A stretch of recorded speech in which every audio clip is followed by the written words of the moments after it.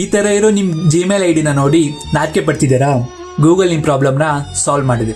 ಚಿಕ್ಕವರಿದ್ದಾಗ ಮಾಡಿದ Gmail ID ಇವತ್ತಿಗೂ ಜಾಬ್ ಅಪ್ಲಿಕೇಶನ್ಗೆ, ಇಂಟರ್ವ್ಯೂಗೆ ಕಳಿಸಿದೀರಾ? HR ಏನಂತ ತಿಳ್ಕೊತಾರೆ? ಸ್ವಲ್ಪ ಯೋಚನೆ ಮಾಡಿ. ಆದ್ರೆ ಇನ್ನ ಈ ಟೆನ್ಷನ್ ಬೇಡ.